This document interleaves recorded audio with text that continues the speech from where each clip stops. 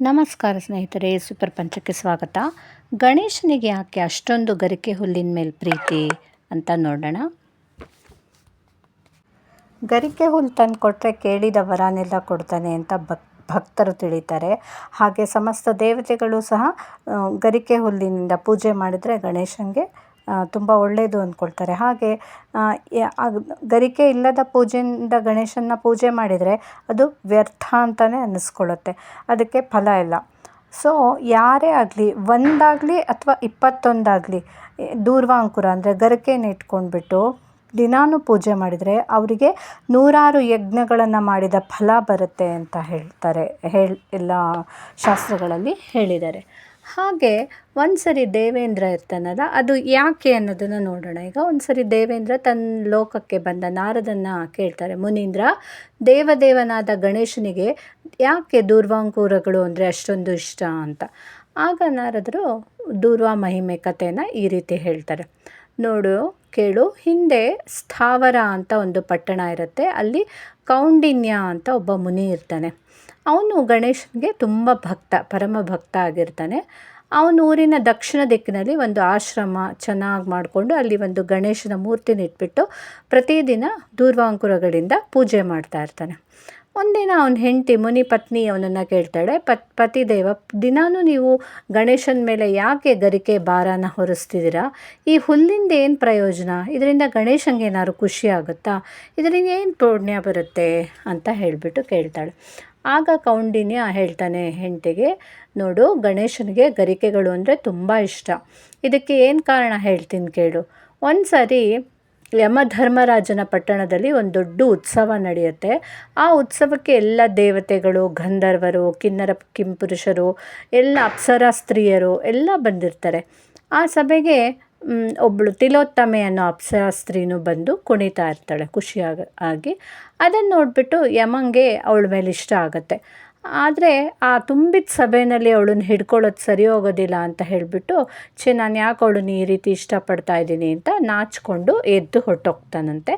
ಹೋಗುವಾಗ ಅವನಿಗೆ ಆ ರೀತಿ ಅವಳ ಮೇಲೆ ಇಷ್ಟ ಆಗಿದ್ದ ಪ್ರಭಾವದಿಂದ ಒಂದು ತುಂಬ ವಿಕಾರ ಆಗಿರೋ ಒಂದು ಮುಖ ಇರೋವಂಥ ಒಂದು ಮಗು ಹುಟ್ಟುಬಿಡತ್ತೆ.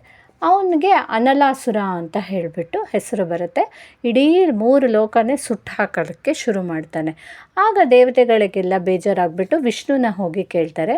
ಅದನ್ನು ಆ ವಿಷ್ಣು ಏನು ಹೇಳ್ತಾರೆ ಅಂದರೆ, ಈ ಅಸುರನ ನಾಶ ಗಣೇಶನಿಂದನೇ ಆಗಬೇಕು ಅಂತ. ಸರಿ, ಎಲ್ಲರೂ ಒಟ್ಟಾಗಿ ಗಣೇಶನ ಹತ್ರ ಹೋಗಿಬಿಟ್ಟು ಬಗೆಯಾಗಿ ಕೇಳ್ಕೊಂಡಾಗ ಗಣೇಶ ಪ್ರತ್ಯಕ್ಷ ಆಗಿಬಿಟ್ಟು, ಆಯಿತು, ನಿಮಗೆಲ್ಲ ಎಲ್ಲ ದೇವತೆಗಳು ಕೇಳ್ಕೊಳ್ತಾರೆ, ನಮ್ಗೆ ಈ ರೀತಿ ಆ ರಾಕ್ಷಸದಿಂದ ತುಂಬ ತೊಂದರೆ ಆಗ್ತಿದೆ, ಕಾಪಾಡು ಅಂತ ಕೇಳ್ಕೊಂಡಾಗ ಗಣೇಶ ಒಪ್ಕೊಂಡ್ಬಿಟ್ಟು ಆ ಅನಲಾಸುರನ್ ಬರ್ತಾ ಇರ್ತಾನೆ. ಎಲ್ಲ ಕಡೆ ಇಡೀ 3 ಲೋಕನೇ ಸುಟ್ಟು ಹಾಕ್ಕೊಂಡು ಬರ್ತಾ ಇರುವಾಗ ಬಂದುಬಿಟ್ಟು ಗಣೇಶ ಏನು ಮಾಡಿಬಿಡ್ತಾನೆ, ಅವನನ್ನು ಹಿಡ್ಕೊಂಡು ಆ ಸುಡ್ಕೊಂಡು ಬರ್ತಾ ಇರೋಂಥ ರಾಕ್ಷಸನ್ನೇ ತೆಗೆದುಬಿಟ್ಟು ಹೊಟ್ಟೆ ಒಳಗೆ ನುಂಗ್ಬಿಡ್ತಾನೆ.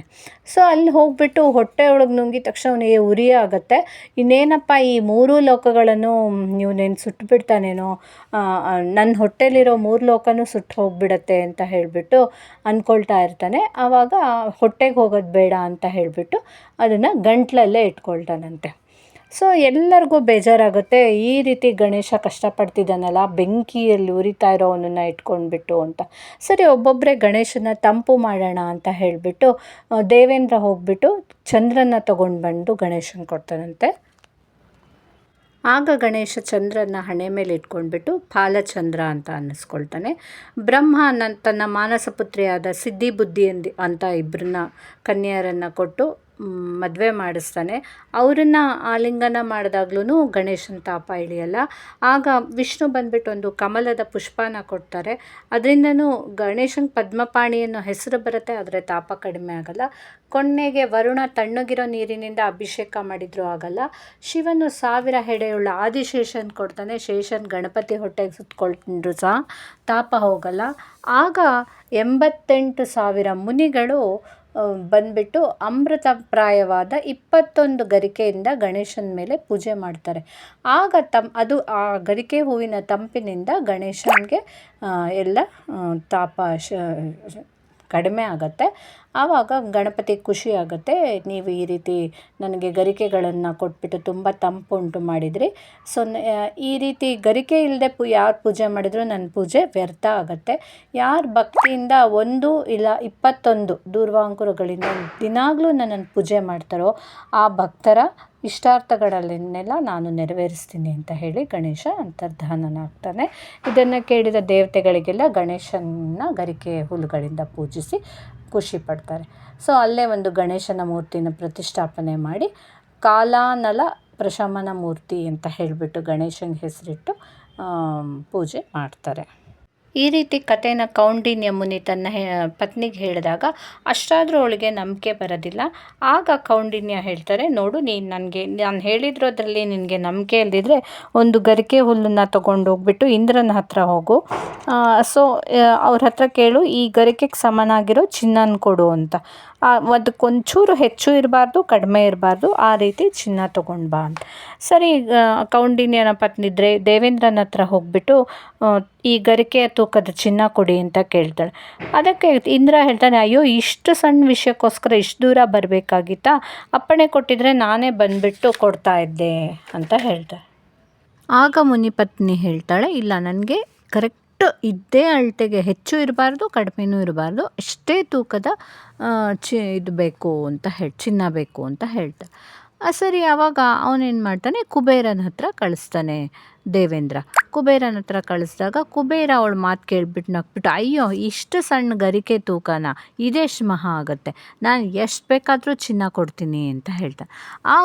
ಅವನ ಹತ್ರನೂ ಹಾಗೆ ಹೇಳ್ತಾಳೆ ಅವಳು, ಇಲ್ಲ ನನಗೆ ಅಷ್ಟೆಲ್ಲ ಏನು ಬೇಡ, ಜಸ್ಟ್ ನಾನು ತಂದಿರೋ ಒಂದು ಈ ದೂರ್ವೆ ತೂಕದಷ್ಟು ಚಿನ್ನ ಕೊಟ್ಟರೆ ಸಾಕು ಅಂತ.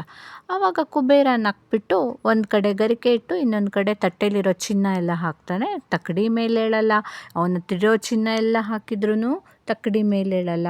ಕೊನೆಗೆ ದೇವೇಂದ್ರ ಬಂದುಬಿಟ್ಟು ಅವನ ಹತ್ರ ಇರೋ ಚಿನ್ನನೆಲ್ಲ ತೊಗೊಂಡು ಬಂದುಬಿಟ್ಟು ಅವನು ಅದ್ರ ಮೇಲೆ ಕೂತ್ಕೊಂಡ್ರು ಹೇಳಲ್ಲ. ವಿಷ್ಣು ಮತ್ತು ಶಿವಂಗೆ ಹೇಳಿ ಕಳಿಸ್ತಾರೆ, ಅವರು ಬಂದು ತಕ್ಕಡಿ ಮೇಲೆ ಕೂತ್ಕೊಂಡ್ರು ತಕ್ಕಡಿ ಹೇಳೋದಿಲ್ಲ. ಆಗ ಗೊತ್ತಾಗುತ್ತೆ ಅವರಿಗೆ ಗರಿಕೆ ಮಹಿಮೆ ಏನು ಅಂತ. ತಕ್ಷಣ ಕೌಂಡಿನ್ಯ ಋಷಿ ಹತ್ರ ಹೋಗ್ಬಿಟ್ಟು, ನೀನು ಎಷ್ಟು ಗಣೇಶನಿಗೆ ದೂರ್ವೆ ಇಟ್ಬಿಟ್ಟು ಪೂಜೆ ಮಾಡ್ತೀಯ, ಗಣೇಶನ ಮಂತ್ರ ಯಾವಾಗಲೂ ಹೇಳ್ತಾ ಇರ್ತೀಯ, ಇವಾಗ ಗೊತ್ತಾಯಿತು ಗರಿಕೆ ಮಹಿಮೆ ಅಂತ ಹೇಳ್ತಾರೆ. ಹಾಗೆ ಋಷಿ ಪತ್ನಿನೂ ಸಹ ಅವಳಿಗೂ ಗೊತ್ತಾಗುತ್ತೆ ಗರಿಕೆ ಮಹಿಮೆ ಏನು ಅಂತ. ತಪ್ಪಾಯಿತು, ನೀವೆಷ್ಟು ಸರ್ವಜ್ಞರು, ನನ್ನನ್ನು ಕ್ಷಮಿಸ್ಬಿಡಿ, ದೂರ್ವೆ ಅಂದರೆ ಗರಿಕೆಯ ಮಹಿಮೆನೇ ನನಗೆ ಗೊತ್ತಾಗಲಿಲ್ಲ ಅಂತ ಅವಳು ಕ್ಷಮೆ ಕೇಳ್ತಾಳೆ. ಸೊ ಕೌಂಡಿನ್ಯ ಮುನಿ ಎಲ್ಲರನ್ನು ಸಮಾಧಾನ ಪಡಿಸ್ತಾನೆ. ಈ ರೀತಿ ಗರಿಕೆ ಅಂದರೆ ಎಷ್ಟು ಅದಕ್ಕೆ ಮಹತ್ವ ಇದೆ, ಗಣೇಶಂಗೆ ಅದು ಎಷ್ಟು ಇಷ್ಟ, ಯಾಕೆ ಅನ್ನೋದಕ್ಕೆಲ್ಲ ರೀಸನ್ ನಿಮಗೂ ಸಹ ಗೊತ್ತಾಯ್ತಲ್ವ. ಸೊ ಇನ್ಮೇಲೆ ಯಾವತ್ತೇ ಪೂಜೆ ಮಾಡಬೇಕಾದ್ರೂ ಮರೀದೆ ನಾವು ಸಹ ಗಣೇಶನ ಪೂಜೆಯಲ್ಲಿ ಗರಿಕೆನಿಟ್ಬಿಟ್ಟು ಪೂಜೆ ಮಾಡೋಣ, ಹಾಗೆ ಗಣೇಶನ ಕೃಪೆಗೆ ಪಾತ್ರರಾಗೋಣ ಅಲ್ವಾ. ಸೊ ಈ ಕತೆ ನಿಮಗೇನಾದರೂ ಇಷ್ಟ ಆಗಿದರೆ ಖಂಡಿತ ನನ್ನ ಚಾನಲನ್ನು ಸಬ್ಸ್ಕ್ರೈಬ್ ಮಾಡಿ, ಲೈಕ್ ಮಾಡಿ, ಶೇರ್ ಮಾಡಿ, ಕಮೆಂಟ್ ತಪ್ಪದೇ ಮಾಡಿ, ಆಯಿತಾ. Thank you.